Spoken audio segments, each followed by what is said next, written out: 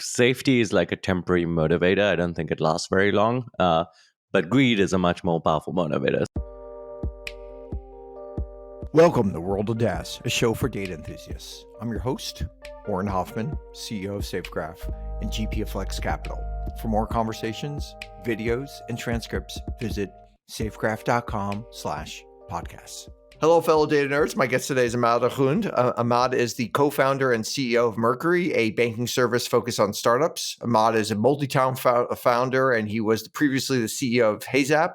He's also a prolific angel investor with over 300 seed stage investments. Immad, welcome to World of DaaS.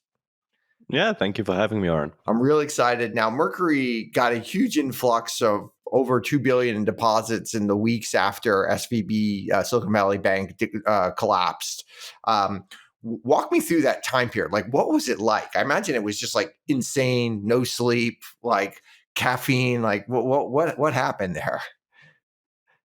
Yeah, I think the first 4 days, like the Thursday when the collapse started, and like the Friday, Saturday, Sunday was this kind of weird shared experience that everyone in Silicon Valley had, right? Like all the investors were kind of freaking out because their money was sometimes stuck, and they thought, and then all the founders were worried that they could make payroll. And then from Mercury's perspective, it was kind of a roller coaster as well, right? We had a ton of new signups all through the period, a lot of new deposits during the Thursday. And then on the next day, Friday, all new deposits stopped. SVB basically froze operations. And it wasn't obvious what was going to happen. Like there was definitely even a though moment the deposits stopped, I imagine you still have all these people signing up for an account for the first time. People were signing up preemptively. But there wasn't any money flowing in. And then there was this general kind of worry that we had, and people had, was like, oh, maybe, there was like two worries, like SVB will just literally, all the money disappears, or some percentage of the money disappears, and that will like be a recession for the startup economy, which would be bad for us. Or everyone goes to like JPMC or the other big banks, and like Mercury is certainly left. Some people did go to the Morgan Stanleys and JP Morgan, et cetera. Yeah. But it was like kind of Saturday morning. I actually normally go play tennis on a Saturday morning. So we went to play tennis, and we had this like idea to like, try to do something to give people like confidence in money held at Mercury. And that was kind of a two-pronged idea. Number one, we had FDIC insurance, and we wanted to like extend that. So at that time we were 1 million, and we wanted to extend it to 5 million FDIC insurance.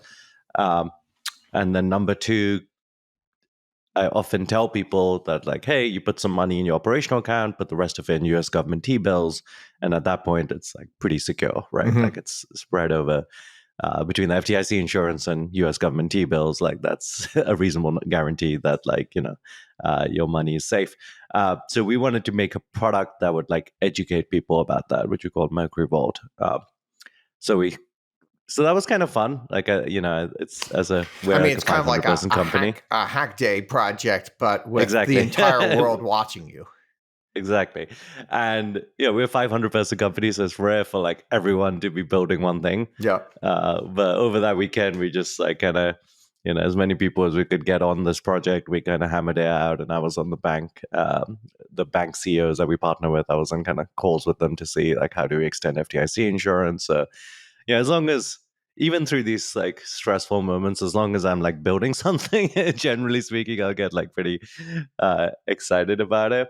So that was kind of like a, fun-ish kind of weekend where, we had one part of the team kind of doing support and onboarding, another part that was like building this new product, which we managed to get out like Monday morning. I noticed even on those few days that your product got noticeably better. Just in the onboarding flow was better. Just like a lot of little things. Oh yeah, we made a ton of onboarding changes as well. Yeah, I'm surprised you noticed that. Yeah, we made it so we were trying to make it so if you're because we do get thousands of signups a week anyway. So we were trying to make it so if you're an SVB hit customer, we would like get to you quicker. Like just the KYC they don't stuff. Mind if just all those things were much easier. My guess is it's much easier to open an account at Mercury than it was at some of the more traditional banks as well. So you can get account open faster. You did the KYC faster. Oh You can yeah. get everything I up and mean, running. most big banks, you literally have to walk into a bank branch. I Totally. mean, it's Yeah. And crazy. people were doing that on that weekend as well. They were actually going to Yeah, like the yeah, local Chase branch, probably the first time they walked into a bank in 15 years or something. yeah, exactly.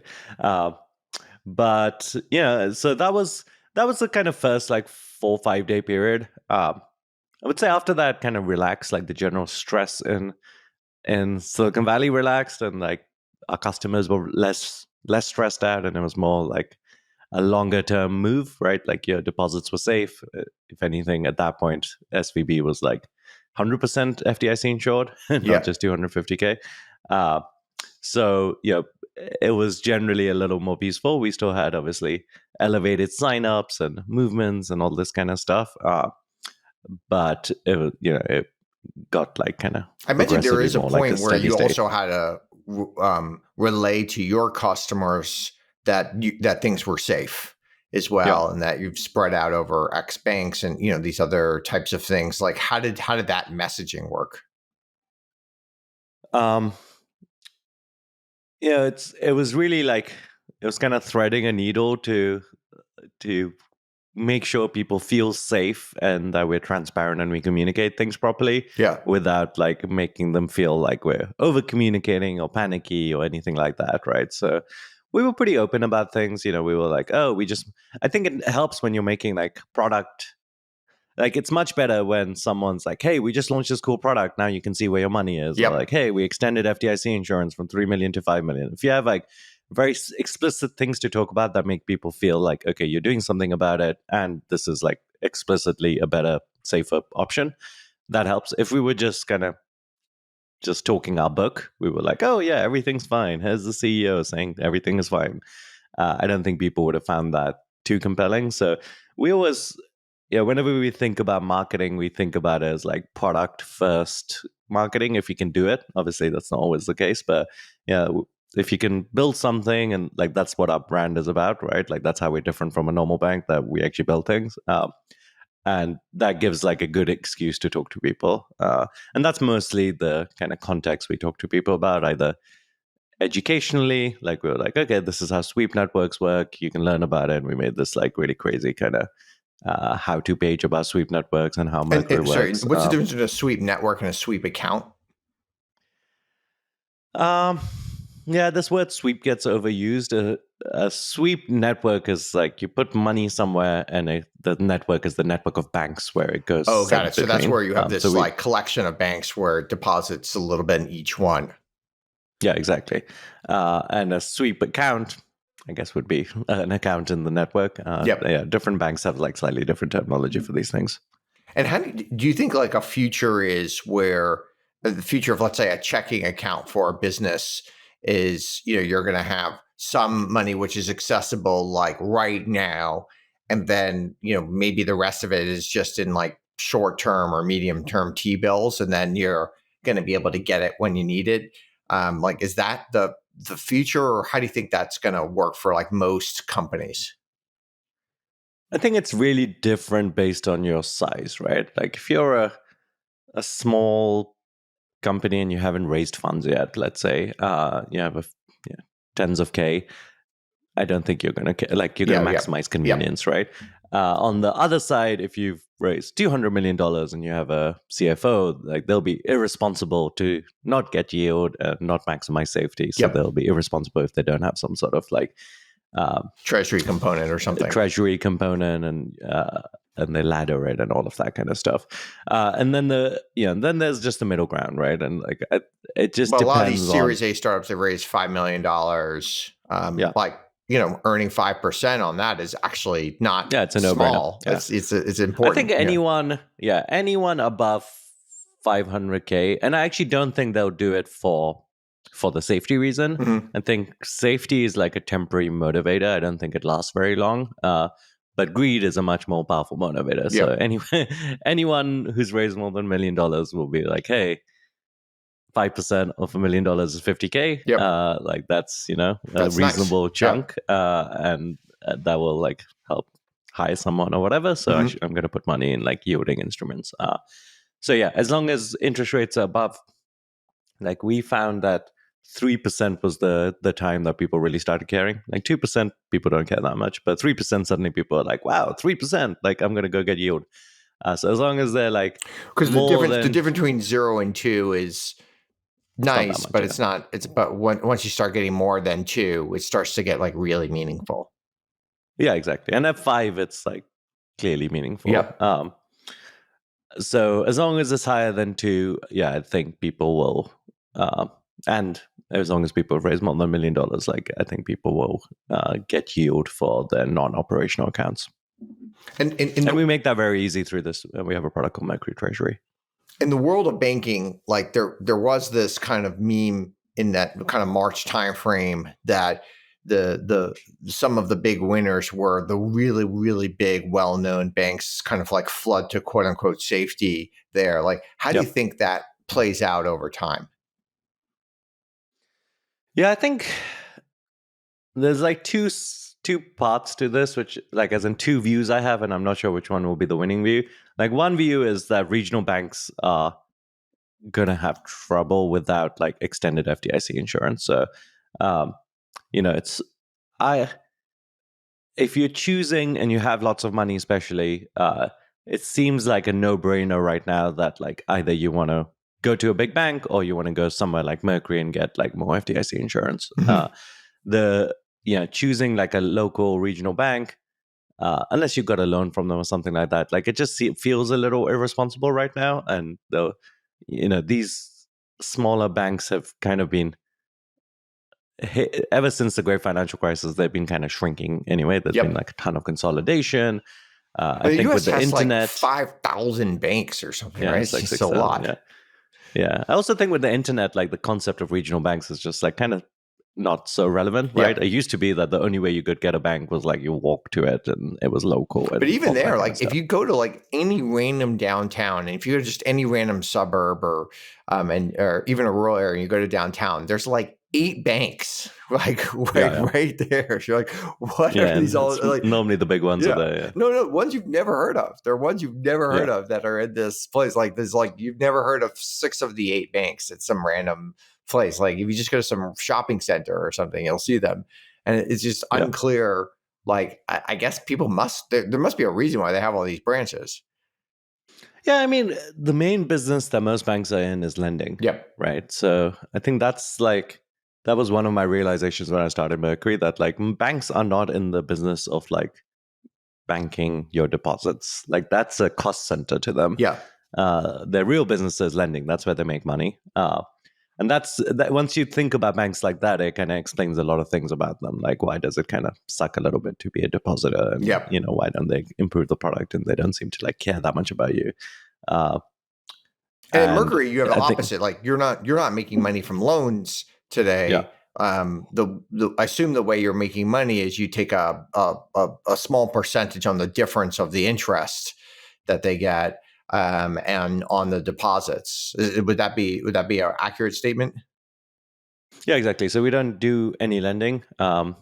We take, we take a spread on the interest. We also get interchange. So whenever you swipe one of our credit or debit cards, Oh, we get a yep, piece of that. yep, We also have FX. yep. So we mostly make money on those kind of payment flows. Okay, got it. That makes sense. And to me, one of the things that that really you focused on from the very beginning, which sounds maybe silly, but is just the UI. Yep. And most people, like if you ask most people about their bank UI, usually people get extremely upset. They start perspiring. They're really unhappy. Whereas like the Mercury UI is kind of is really it's very nice. It's easy. It's simple. Um, and uh, and is that just like something only a newcomer could do? Like is not like a bank that's been around for 100 years. You just don't think they could actually build something like that's beautiful and easy to use? Um, there's two aspects to this. Like number one, most banks are not building the UI. So there's these third-party services, Oh, like right. people call them banking Yep. cores, so FIS, Fiserv, Yep. Jack Henry, and that's who's building the UI. So you Well, have those are for like, I assume the huge banks have their yeah, the internal huge banks teams, do, but but even but those banks, even like, then, it's they're often terrible. editing Yeah. those types of things. Okay, Uh, got it. So buying a but platform and then they're editing it or something. exactly. So you have this like very common restrictions across every bank. Like for example, you can only search for transactions that are like within the last 90 days. And like the reason it's the same restriction across everything is like everyone's got these like cores that are like, and this core software is really like literally mainframe COBOL Okay. software. So Oh my gosh. there's these there's and yeah. So that's one aspect of it. The second aspect of it is it's just hard to build good product, right? Yeah. Like I don't think that's like should be underestimated. Like you need like this kind of maniacal focus on like quality, and like you need great designers and engineers, and you need all of this package that like tech companies have. It's very hard for a bank to go from like not having it to having it. I mean, I'm sure it's not impossible, All right. and And you if they guys had someone that have really cared. 150 engineers like focused on Yeah, this. exactly. Yeah, exactly. But yeah, I mean, it is doable for sure. It's just Yeah. like it's very rare for a non-tech company to become a tech company, Yeah. right? And Like it's great. If maybe you there's are some a exceptions. talented engineer or designer, like, are you really Where going would to you go work then? work for, Citibank or something? Probably not. Yeah, and it's hard to. I think the other thing that's a little more subtle is like, there's these compliance teams at these banks that like uh, make things very tricky for innovation. Like the default view from compliance is like, hey, there's probably a reason that you can't search for transactions more than 90 days old, and you have to go through like a complicated process to like get approval for something that basic. Okay, so anytime you want to And change something, it's like you got to get all the lawyers involved, which makes sense. I mean, banks are a regulated yeah, institution, exactly. and then so But like everything they've kind slows of down. yeah, and you get you know I think compliance. I mean, compliance obviously has an important place, but like I think it's also important to think about like how do you understand your customers, and like you can use data and have much better understanding. So we don't have like a flat compliance scheme, right? Like if you're a startup and you're a funded startup, like basically you will never commit fraud. Like maybe you'll defraud your investors, but like on a bank level, at least you're very safe. It's a safe entity. So you can have like very different kind of like compliance regimes for different types of customers if you understand them well, which big banks get people walking off the street. It's very hard for them to like really understand things Now, I about assume them. your primary customer are startups and really venture-backed startups, which, is kind of an incredibly volatile customer base. Like, how do you think about that? um but so we're about 40% startups, 30% e-commerce, and then the other 70% is kind of a variety of businesses. um is it a volatile customer base? I mean, from 2008 to 2021, it was only up and to the right, so Yeah, it yeah, wasn't totally. volatile. Well, it But was still in volatile the in that, last like, these companies are going out of business at a higher rate potentially, oh, or I see, in that you're sense. getting like One huge one of inflows the of cash one day. It's like they had 100K in their yeah bank account, the next day they have 10 million in their bank account. Like, yeah that yeah was probably not true for most. It's one of not the dry the cleaner or something. one of the things that I wasn't sure about when I started Mercury is like, um, sure, individual startups are volatile, but if you take a cohort of startups, like how does it perform? Yep. Uh, and I wasn't 100% sure when I started Mercury was like, if you take a cohort of startups, like, do they grow over time?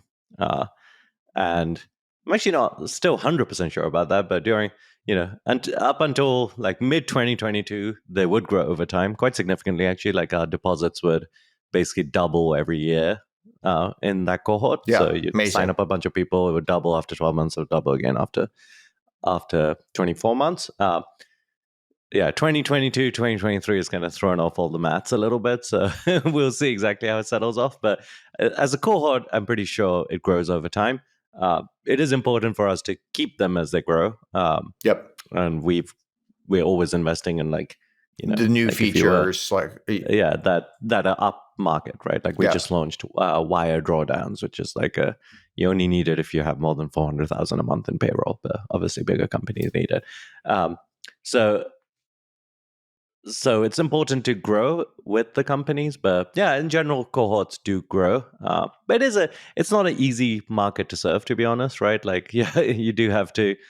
It's quite a demanding market. Like, then they have international operations, like Yep. millions are flowing through, so you need to really worry a lot more about the types of fraud you can be hit with and the types of alerts you have. So, I mean, that's partly why there are other SMB neobanks, but startups don't use them, and mostly like freelancers don't use Mercury that much. But like these kind of changes in like how customers behave actually like tend to lead to uh, a differentiated experience that you have to deliver, and that's like kind of like And one of the gives things, a you lot like of these startups, there are differentiation. sometimes they're fairly international from day one.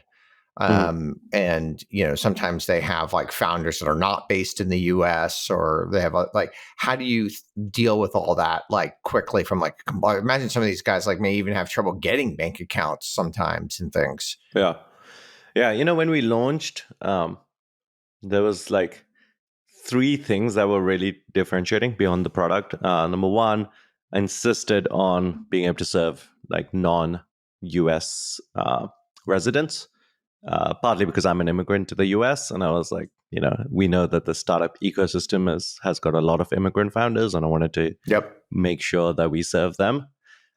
Number two, we had wires and international wires from day zero, and then number three was online sign up. So, yeah, I think all three of those are like relatively basic, but we were basic, at least on the first two, we were the first kind of fintech to do them, have wires, international wires, and uh, non-US residents for business banking. And it was an important segment for us in terms of like how we do it. So they have to have a US entity. So, you can KYB the US entity. And then we look at passports and we have sanctions list and all of that kind of stuff. So it just requires more work. We have 100% of applications have like at least some manual component. We try to automate a reasonable amount of it, but someone has to kind of look at it and make a judgment call. Um, but yeah, I mean, you can walk into a normal bank and be a non-US resident and get a bank account. So there's Yep. no law about it. There's just like kind of extra risk and controls that you need. Yep. Yeah, one of the things I was thinking back to the UI, like if you think of like the average bank, like if you actually walk into their physical branch, they're usually pretty nice. Like they're Yeah. they're they're clean, they're well maintained, the people are friendly. It's a relatively, I mean, I don't really walk into banks very often, but I imagine it's actually a relatively good experience. But yeah, but when you go to like their website, it's like the exact opposite kind of experience. Hmm. Like it's ugly, it's not well maintained. It's like imagine if you walked into a branch and you saw like trash everywhere and there were like cockroaches and rats running around and stuff. Like but that's what like they do to their website. Like it doesn't make any sense to me. Like it does seem like the website is kind of an important part of what they're doing. I Yeah, don't know what well, the cognitive dissonance there is. hopefully they'll never get that religion. Yeah, good point. It's good for you that they haven't figured that out. Um, now, what like one important part of banking, I imagine, is just like service, and that's not necessarily like something tech companies are known for. Like, how do Mhm. you really instill that? How do you think about that? Yeah. Um, I think there's like two ways of thinking about it that I think are important for us. So, number one, whenever there's a customer service, like we really think about customer service as part of product. Yep. So, whenever there's a customer service issue, like we have a team that literally combs through customer service issues. We have two teams actually that like will try to come up with like, oh, a common issue is X. Let's build a product Yep. that improves that issue. Like every time, my view on it is like if a customer is calling in or emailing or whatever, like that's a big failure Yeah, because it's a like UX problem at the very least, it right? takes a lot of pain before a customer gets to the point where they're like, okay, I'm going to contact. And like for every person who does, like 10 probably don't. Yep.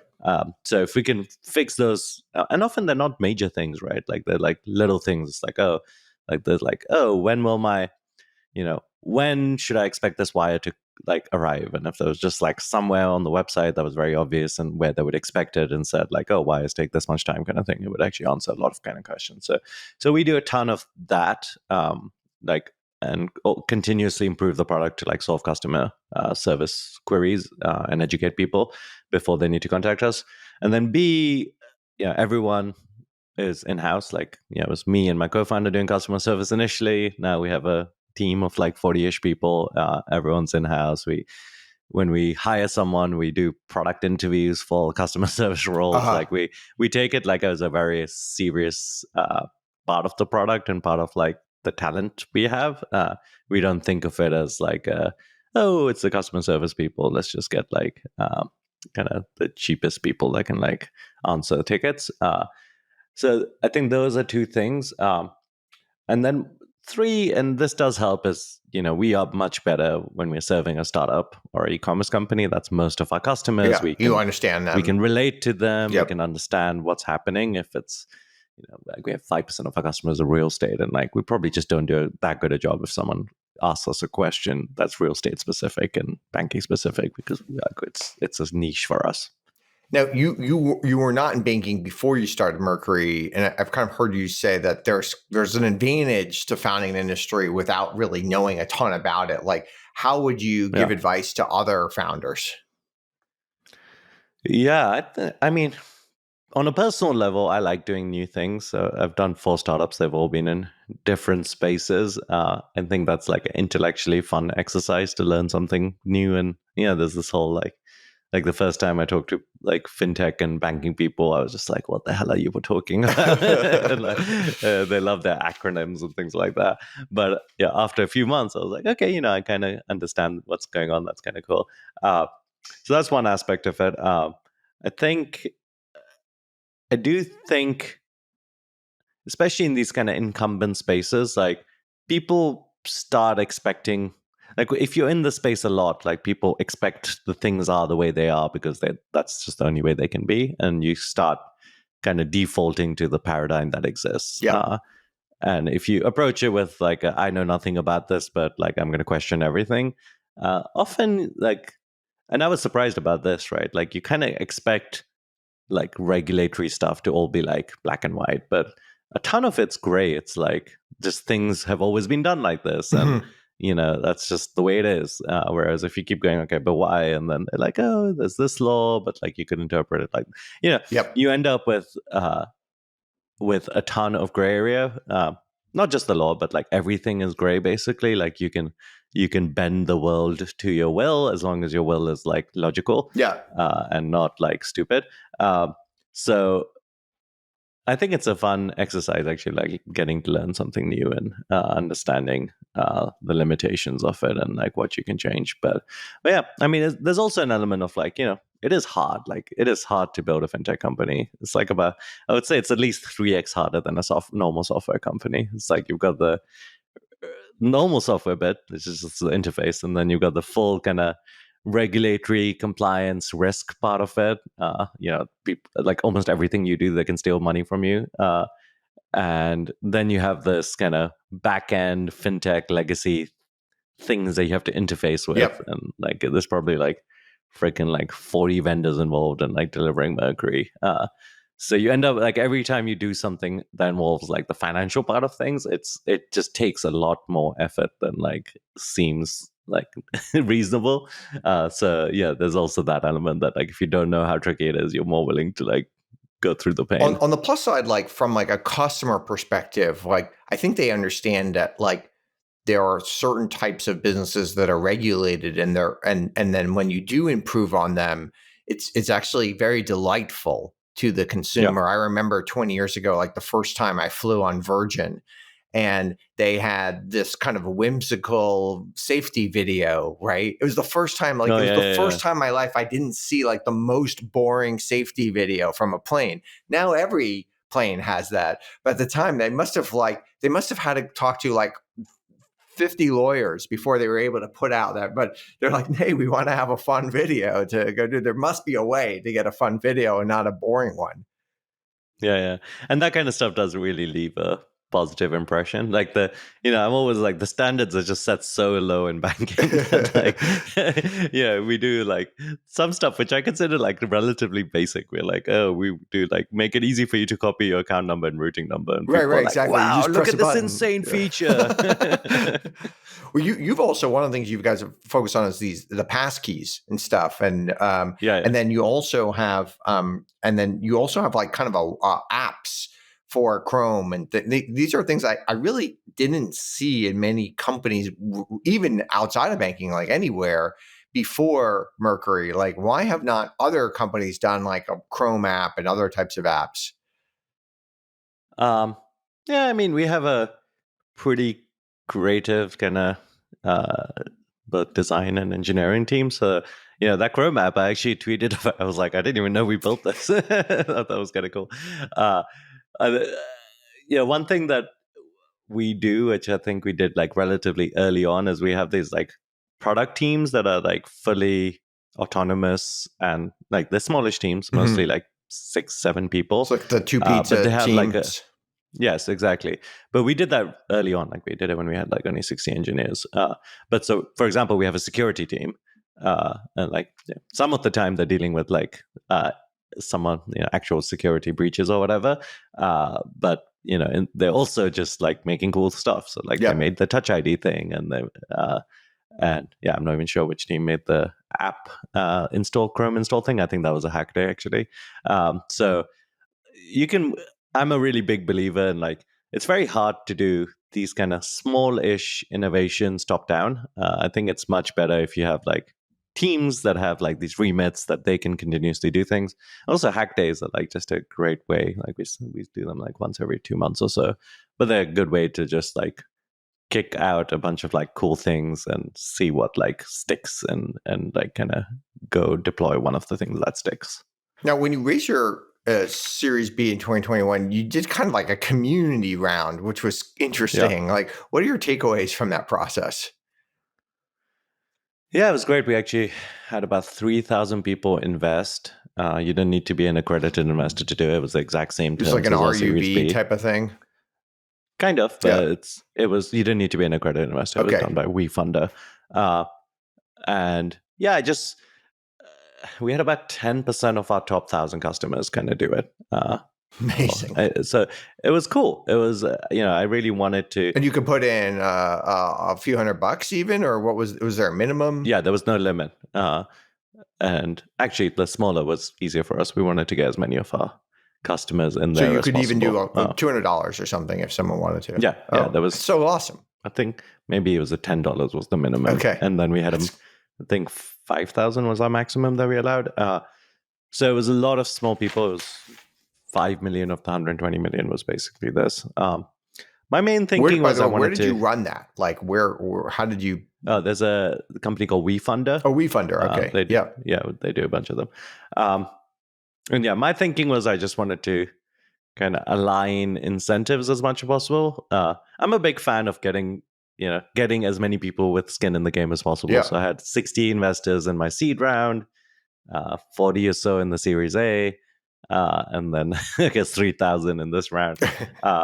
So you just it's surprising. The more people that have like a little bit of skin in the game, the more like random serendipity you get. Like if people are like, oh, I told my friends about it. Yeah. I'm a small investor, and it's kind of a cool feeling. Like I think actually that's like partly the power of like let's say Tesla, right? They've always had this like kind of massive public market kind of advocacy from the retail Yep.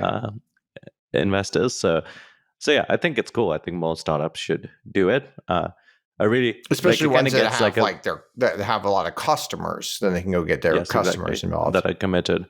It gets like a little bit of a bad rep because some people who fail to raise a normal fundraise then go do a crowdfund, and Got you it. end up So with it's like like, hey, some we're selection already raised bias. from a top tier VC, Yeah, and we've got I a think piece that of is the like a very fair. allocation. Okay, we're gonna put $3 million. We raised 50 million, but 3 million is gonna go to our you guys, and you guys can take it up or something like that. Yeah, exactly. So doing it alongside a real Yeah. fundraise, because it is hard for a normal person to vet a startup, Yeah. right? Like you So you just can't. basically say, I hey, don't think like you can do this that. top tier VC invested, you're going to get the exact same terms as them. We're not going to obviously give you all the private information, but they did the due diligence, they did all the Exactly. stuff. So you're not getting anything different than they're getting, except for, maybe they have some special information and board rights and veto rights or something, but you're getting the exact same terms that they're getting in the investment.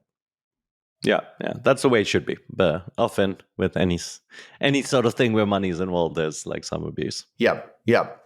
Now you're not only the CEO of Mercury, but as we mentioned, you're also a very prolific angel investor. I would call you a dual threat CEO. And the data that I've seen on these dual threat CEOs is they've often way more successful investors than even full time VCs. Why do you think that is? Um, I think if you think about investing, there's like kind of three pieces to it, right? Like there's like how good's your deal flow, how good are you at picking, and then how good are you at being picked, Yep, if that makes sense. yep, Uh, and I think generally speaking, founders, especially once you have like some success, have an unfair advantage in like being picked, right? Right. for sure. I would always pick a founder over a non-founder investor. Sorry Yep, to all my non-founder investors, but like a founder investor, like they've been through it. They can help you with yep. like very specific advice when you're in that situation. Especially Whereas a, like a current founder is also different than a former founder. Someone yes, who exactly. exited 7 years ago, like the entire world has changed. Maybe Yeah, the very big things haven't changed, but every other thing in your company has changed during that time. yeah, yeah. So you also actually get like there's also some weird benefits you get from having founders. Like for example, like I had Gazar, who was invested by Andreessen Horowitz, and he committed to us just before Andreessen Horowitz did for our seed round, and he was like basically like the advocate in the room, right? And he was like saying, "Hey, you should invest in Immad. Like he's great." Uh, so having like that kind of thing is like it's hard to get that from like non-founders. Um, so there's that element, and then the deal flow element is also I have mostly nowadays I get inbound deal flow where people are like, oh, I know you invest, and especially if they're fintech or they Yeah, serve startups or like there's some sort of relevance, you end up getting like pretty strong uh, non like positive deal flow. uh, and then the last bit of picking, I think, especially if it's at all related to like your kind of space, you have like kind of an advantage. yeah. Some of them So also may even be I think. products your company uses, right? Oh yes, Yeah, yeah, so I it's love like, I use investing. this product. I know it's good, Yeah, yeah, right? So, yeah. Like I actually I don't do later stage stuff very often, yeah, but like often I'll do it for ones that like I just did mid desk because I'm like, oh, I use mid desk, it's cool, yeah. and that's like a KYB thing, and I just did linear as well. So yeah, I think you get if you've used it. I'm always like, I think Mercury's pretty picky about which vendors we use. So Yep. if we pick it, like it's probably a pretty good chance that's like a category winner. Okay, interesting. Now, I I'm with you on the fact that being a founder CEO makes you a better investor. Does being an investor make you a better CEO? I think there's definitely some people, especially this used to be the case, like people would say if you're doing anything but your startup, then you'll fail, right? Right, Like they right. used to Even be if you have a have very kids, like extreme. you can't even have Yeah, kids. You exactly. can't It have was a like can't have relationship. kids, you Yeah, can't have a. yeah. Yeah, I think that's silly, and I think it's like I've been doing startups for 16 years. Like if you're not doing anything else, you just give up, right? Like you'll burn out. Like there's just no way you can And only there do isn't anyone who startups. is not doing Yeah. anything. Like everyone is at least doing No, some something. people. I was just Yeah, talking to a founder, especially early founders. yeah, Like they get bought into this idea that like if they do have a relationship, they're like not focused on their startup. I think it's insane. But yeah, it's not healthy. So, but then there's also a reverse of it. Like there's definitely people that are too distracted correct. by going to conferences, investing, and all of this kind of other stuff that's not like driving a startup. So there's a balance to it, right? And you have to recognize that. So I've always seen it like as 99% of the time I'll do my startup, and I really see investing as a hobby. Yep. Like I'm not doing Like you're it not in terms instead of of like it's it's not my real like your job. tennis thing or something. Yes, Yeah. exactly. Like and it's you should especially for those types of things, you should only do things that energize you. Like I love Yep. talking to founders. I love hearing like cool ideas. So like it doesn't take away from my energy at work. So so that's one element. What was your original question? Well, Uh, yeah. So, do you think it actually improves you as Oh, a improves CEO? you. Yeah. Yeah. I think there's elements of it. Like I think, especially as like Mercury scales, it's nice to keep being reminded of like what like, five people in a garage can do, Yep. right? Like I think it's easy to go like, wow, we have like, 500 people and like it's easy to go like, oh, like this is such a hard project, like it's going to take 6 months to do this thing, but like I'm like going like, oh, fuck, like I know a small team can get this done quickly, like we should be able to get it done quickly. So there's that element of it. There's definitely an element of like learning what is the latest thing, right? Like Mercury has currently no like generative AI or AI element to it, but Yep. like I have a pretty good idea of like what is the latest there in terms of like what Well, people are but doing, Mercury just because probably I is hear those pitches. using like some sort of. They might be using some Gen AI tools for helping like a co-pilot or something like that, helping your software developers Oh yeah, or maybe yeah. helping We're your UI people or something. They're probably using the tools for sure, right? Yes, the Copilot thing for sure, and we're using a little bit of it in support, but we don't have a major product that is customer facing there. But it's nice to know like what are people doing and Yeah, how are for they sure. doing it, and yeah, I feel like you end up staying like near the cutting edge of like a pretty reasonable variety of things. And I guess lastly, I mean, I think a lot of the running a startup is like, how do you keep yourself motivated and willing to do the grind for years and years? So like having these kind of creative outlets is like important aspect of it. Where do you think, like, if there's a new founder listening right now, like, where do you think the big opportunities in the fintech space are? Hmm. Yeah, one problem right now, no problem for that founder is that everything in fintech was funded in 2021. Yep.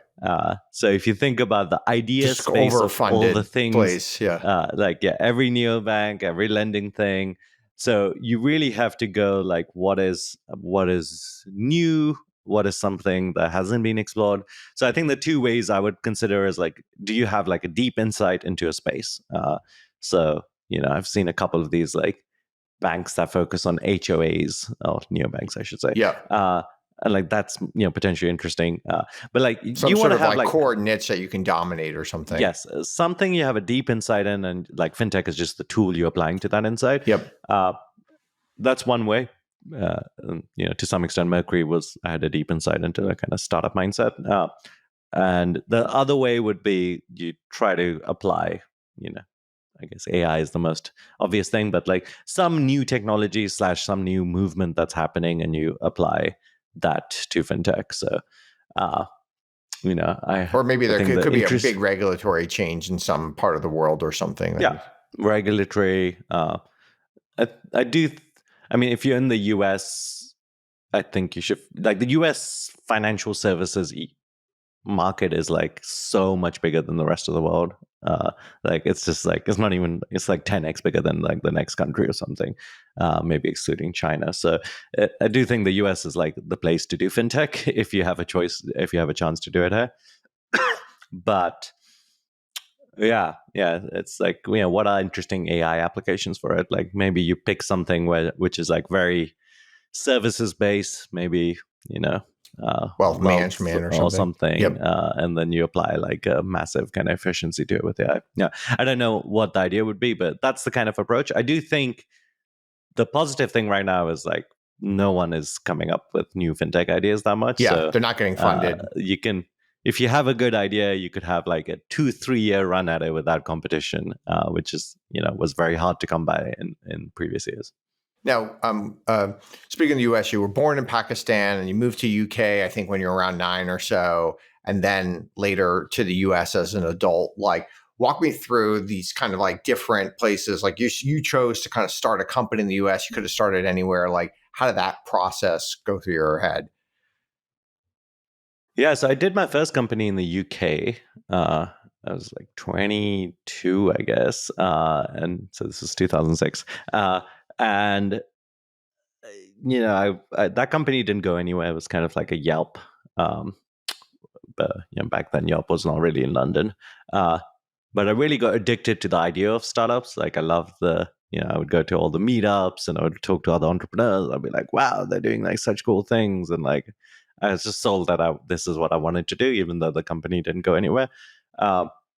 And, one thing that struck me is it was most of the entrepreneurs, like the people doing new things, weren't very successful in London, right?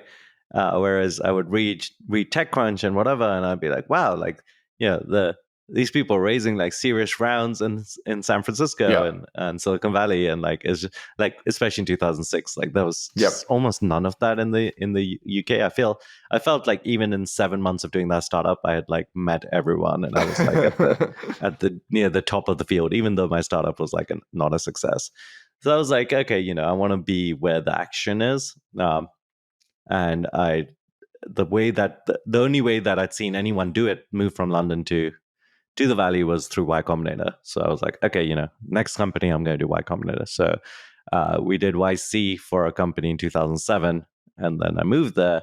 And this was a really fun time. It was the Facebook Yep. app Yeah, it was craze. an So amazing this is time like to be around. 2007. And it was just so cool. Like I'd go to this meetup. I went to F8 back then, uh, and you'd meet these people that are like, yeah, we launched this app. It has 1 million users, and we launched it like 3 weeks ago. And I was like, and then they would I was like, at, a month I later. was at F8 as well. That was an amazing Yeah, event. Yeah. that was a cool FA, Yeah. right? Yeah, Mark Zuckerberg was there. Uh, anyway, it was just a really electric atmosphere. It was probably like what AI feels like now, actually, in San Francisco. But I was just like, I can't leave. That was like, it was such a great kind of experience moving in. It was also, this was a very early class of YC, '07, and back then, like, most YC companies would die. Like it Yep. was literally like 2 or 3 would get funded, and like the other 10 would just like stop working like the week after demo day. Uh, but the ones that would get funded and stick around, like a lot of us lived in the same building. It's called Crystal Towers, and so it was just like this really like I don't know how you would recreate that atmosphere. Hopefully, it is being recreated for other people, but it was just such a fun atmosphere Hmm. to move to.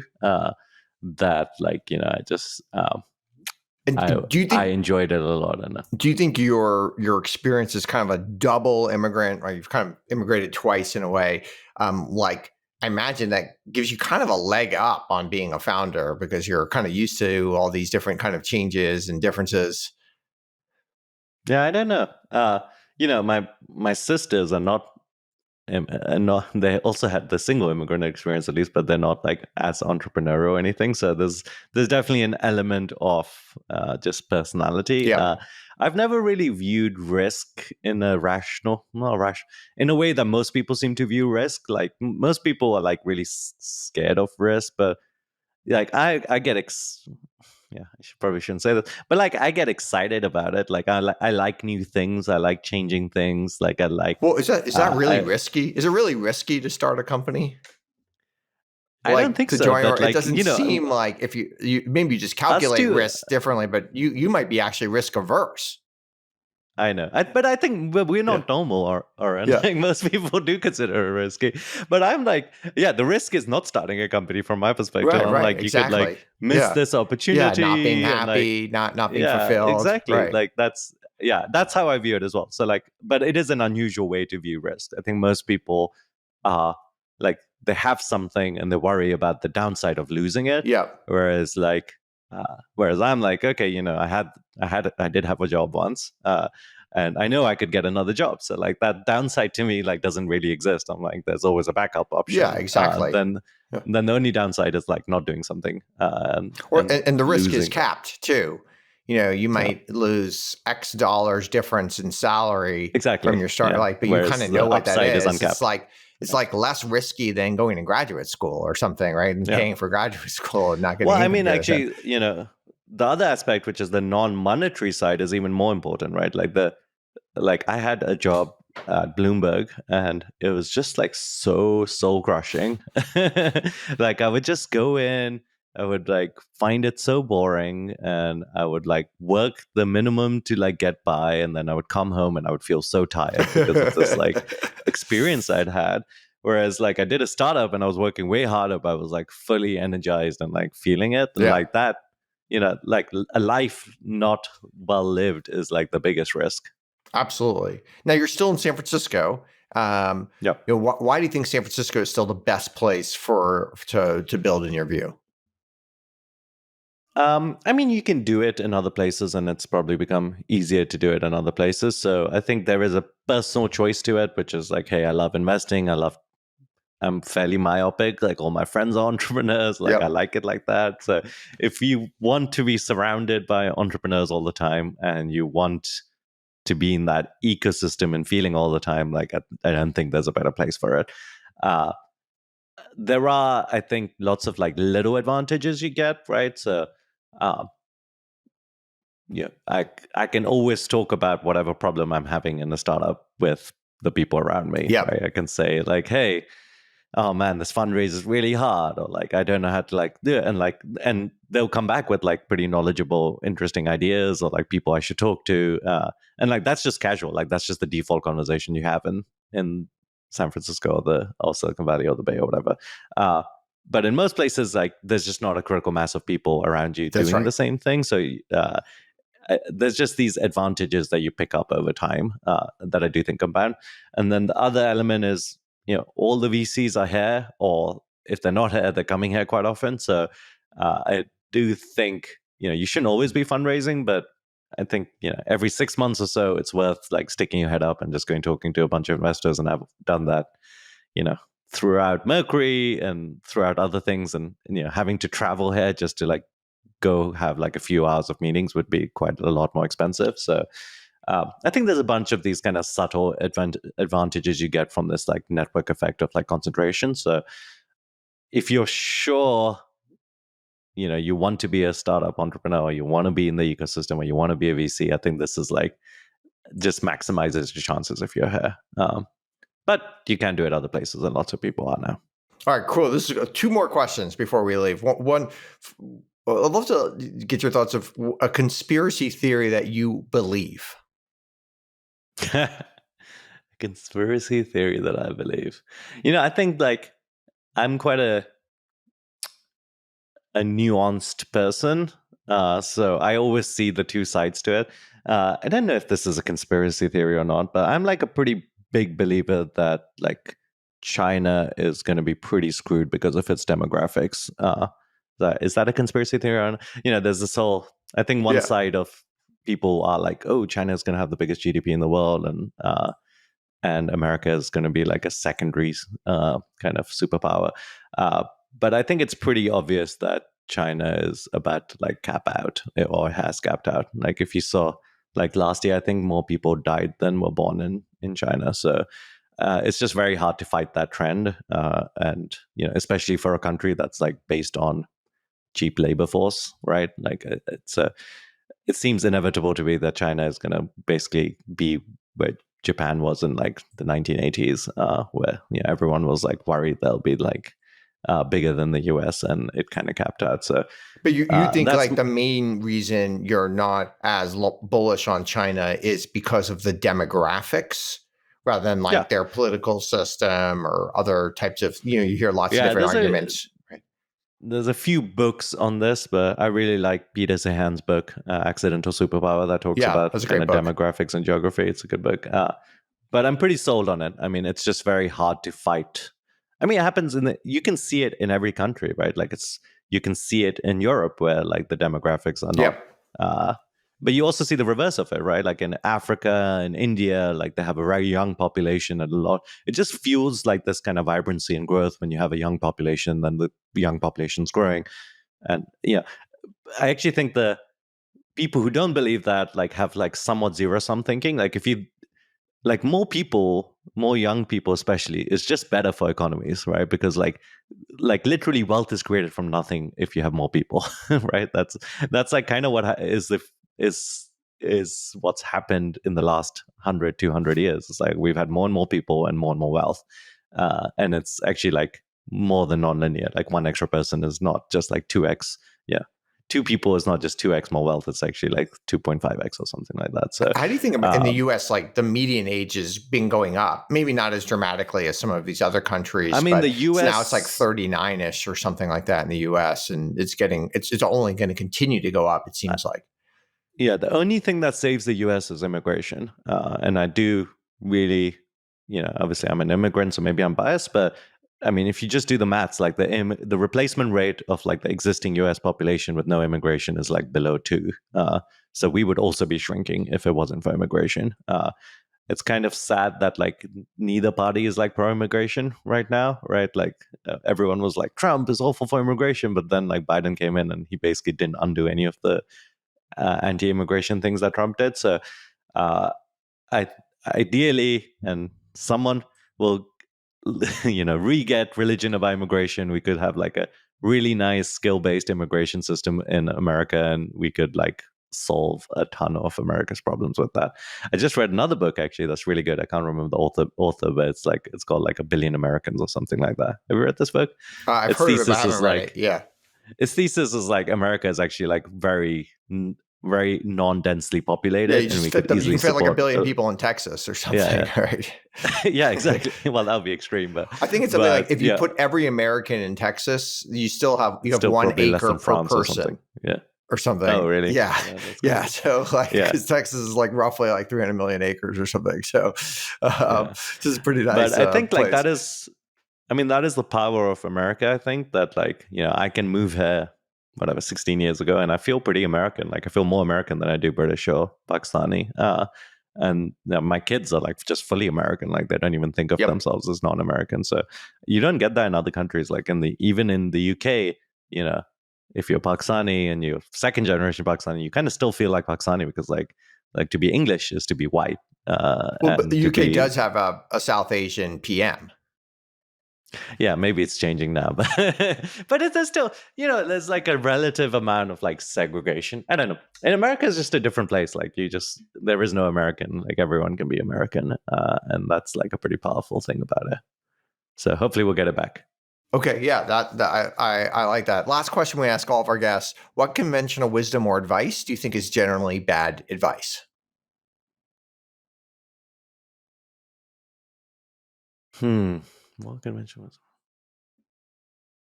Maybe I should have prepared for these questions. uh,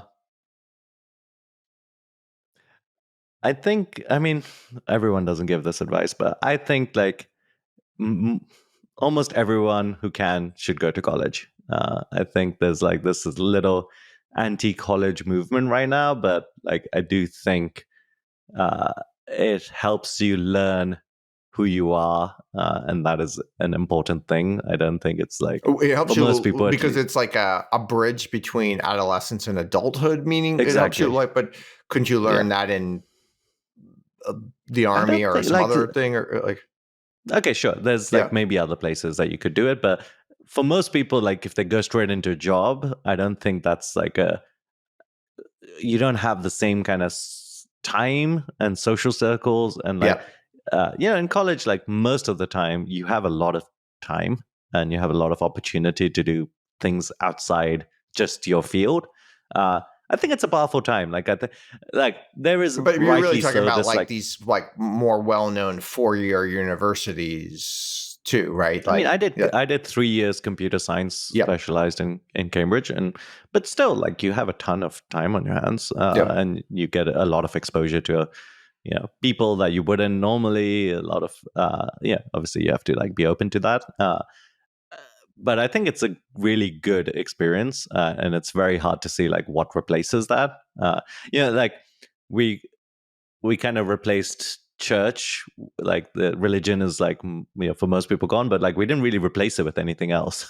So like people now Just lack maybe political community and like ideology or something like that yeah, is the people's yeah, religion. yeah, Yeah. I know, but we replaced it with like things that are less complete. Yes.